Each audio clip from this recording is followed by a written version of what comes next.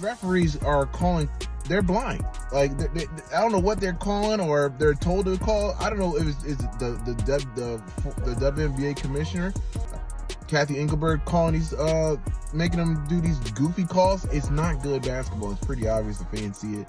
I mean, it's blatant. Like, the WNBA is in the midst of an unprecedented crisis as players, fans, and pundits band together to demand that Commissioner Kathy Engelbert be suspended in the wake of what many are calling systematic bias against Caitlin Clark, the league's biggest star.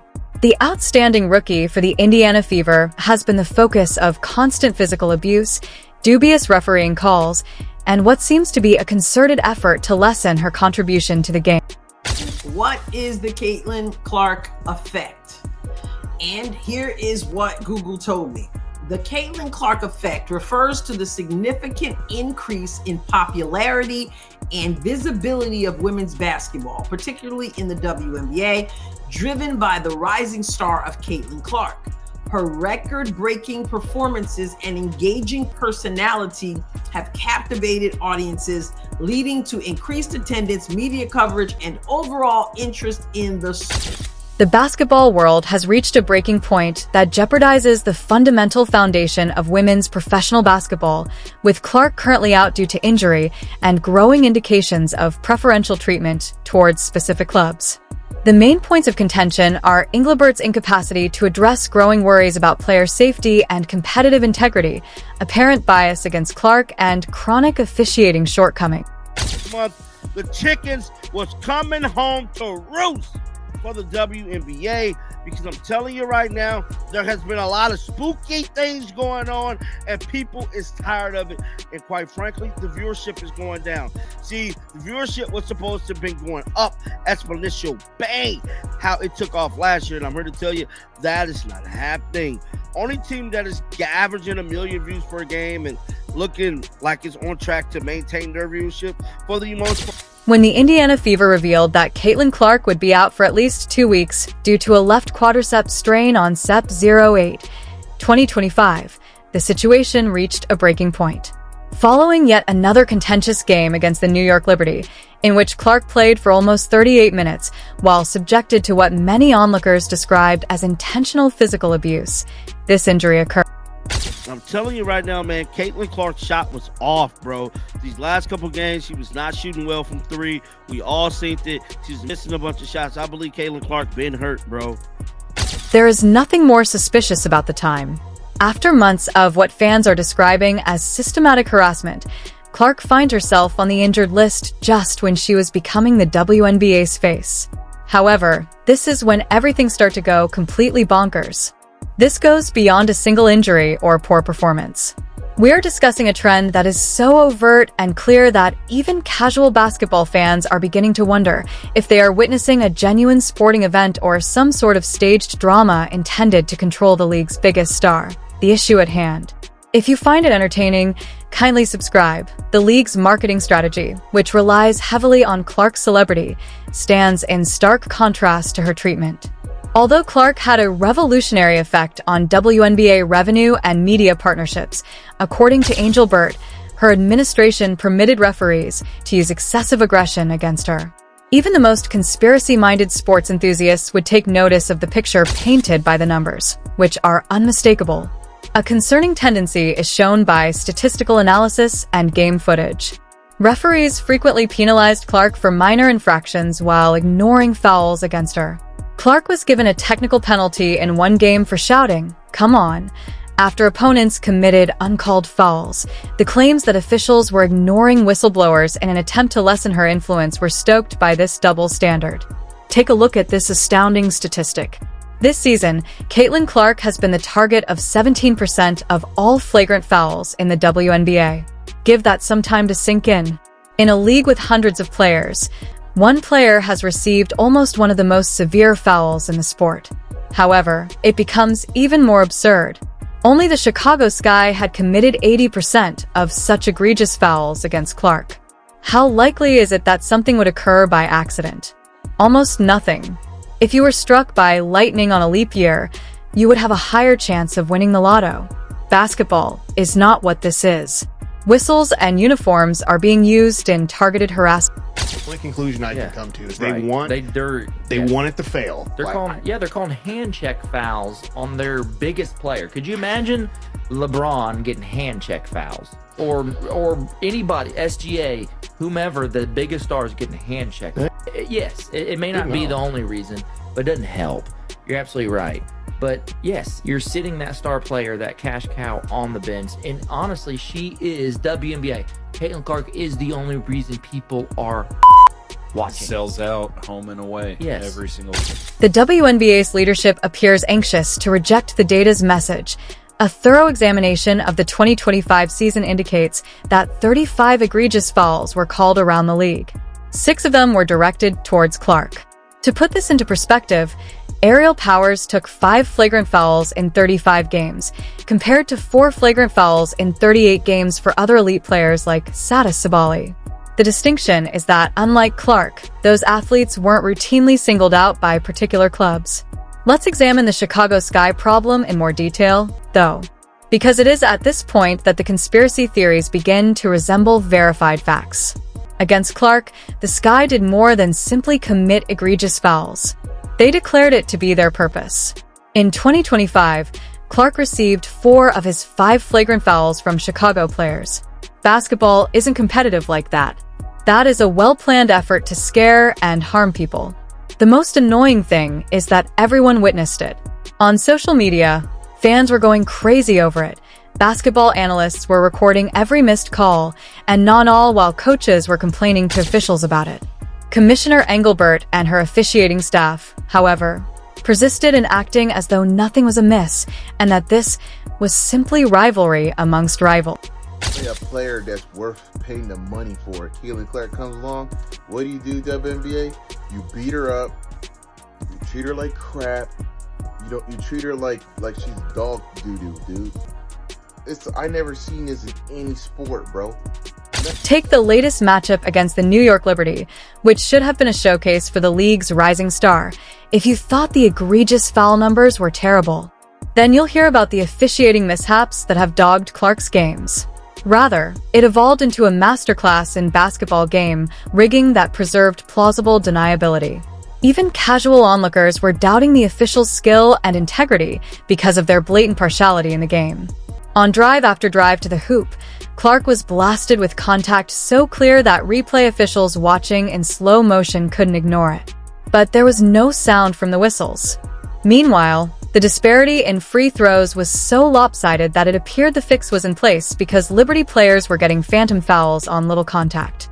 After the game, Coach Stephanie White didn't hold back when she expressed her displeasure with the refereeing, calling it essentially unjust. Here's the catch, though. White is not your typical inexperienced coach who loses his temper easily. She is an experienced player who is aware of the game and can spot problems. You can tell the issue has progressed beyond mere ineptitude to something more sinister when seasoned coaches begin to doubt the integrity of officiating. When Clark drove to the basket in the closing seconds of that Liberty game with a chance to tie the score, it was the most blatant example. The communication was unambiguous. The foul was clear to see.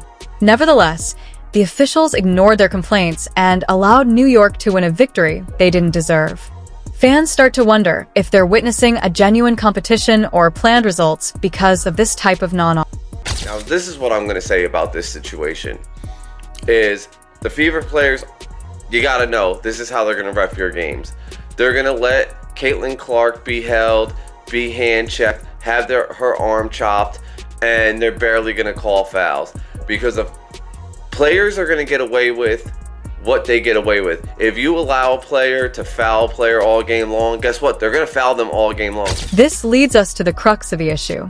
Commissioner Kathy Angelbert's utter disregard for the most blatant officiating scandal in the WNBA's recent history. In spite of growing proof, player concerns, and fan outcry, Angelbert has blatantly kept quiet about the deliberate targeting of the major attraction in her league. However, Engelbert's issues extend much beyond the Clark predicament. Her tone-deaf handling of racism and harassment issues within the league has already drawn a lot of criticism. Engelbert's response to a question concerning the negative aspects of social media and racist abuse of WNBA players was so poor that players from all over the league quickly reacted negatively. Fans and players are no longer willing to put up with her failure to handle important matters with the proper gravity. Simply put, the Clark scandal has confirmed what many people had been suspecting for months.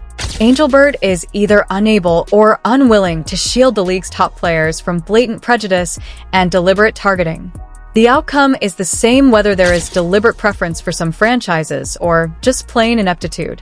One missed call at a time is destroying the WNBA's credibility. No, we absolutely know the refereeing was shocking. Like, it was one of the worst referee games I've ever seen down the stretch. Like, it looked like it was rigged. It looked like it was rigged. There's no other way to describe it. It looked like it was rigged. I'm not saying it was rigged. I don't think it was rigged. It looked like it was rigged. And I tweeted this out last night. That if the WNBA is not rigged, they're doing a great job of looking like. The enormous fan response has been the most striking feature of this entire situation. WNBA fans aren't merely criticizing certain calls or casting doubt on particular choices. They are mobilizing, gathering proof, and calling for structural reform. Video collections of missed calls against Clark, statistical analysis demonstrating bias, and calls for accountability that get louder with every game are all over social media sites. In professional sports, this fan uprising is something special. A grassroots campaign calling for equitable treatment for a player who has brought women's basketball to previously unheard of heights on her own.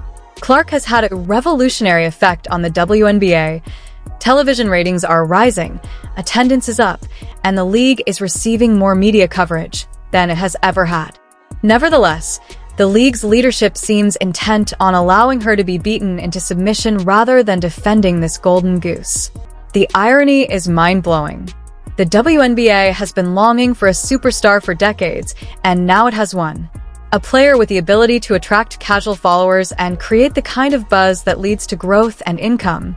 However, the administrative and officiating response points to a company that is more concerned with upholding the status quo than with leveraging the potential of future generations.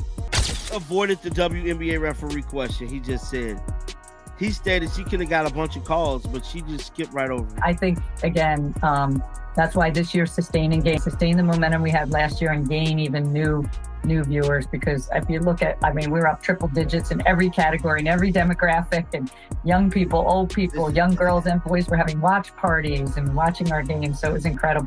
This is so bad. She avoided the WNBA referee questions about the calls with the physical. The timing of this crisis is what makes it so disastrous for the WNBA. With new fans discovering the sport and current supporters becoming more involved than ever, women's professional basketball is growing at a rate never seen before.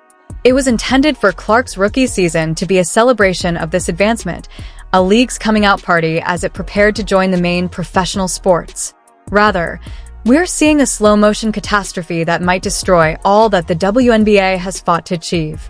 Instead of seeing Clark play, new fans are witnessing blatant favoritism, dubious officiating, and a league that appears more focused on manufactured controversy than real competition. Despite subpar officiating, these basketball fans are not devoted lifelong followers. If the product seems rigged, these casual onlookers will go look for anything else to watch. The Clark injury is the ideal illustration of the larger dysfunction in the league. Compared to Diana Taurasi, this player has increased interest in and enthusiasm for women's basketball. However, she has been the victim of relentless harassment and physical abuse to the extent that she is currently unable to work due to an injury that could have been avoided with the officiating future. The demands for Commissioner Angelbert's suspension are more than just sentimental outbursts from irate supporters. They are a justifiable call for responsibility from a leadership structure that has fundamentally failed. According to several league insiders, pressure has been building behind the scenes, with executives and team owners allegedly casting doubt on Angelbert's handling of numerous controversies. The harm to the WNBA's reputation might already be irreparable, regardless of whether Gilbert is ultimately punished or forced to leave. In conclusion, Beyond any one commissioner or individual choice, the Clark affair has revealed underlying issues with officiating, administration, and competitive integrity. The league is at a turning point in its history. It can either adopt significant reforms aimed at guaranteeing fair competition and player safety, or it can stick with its current course of dubious officiating and administrative dysfunction, running the danger of losing its most marketable star and the supporters she has brought with her.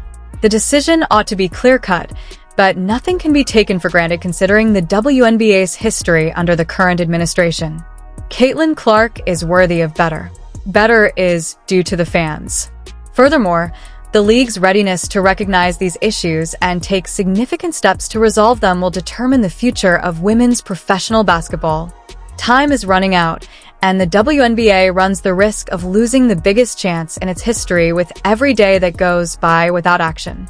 If you find it entertaining,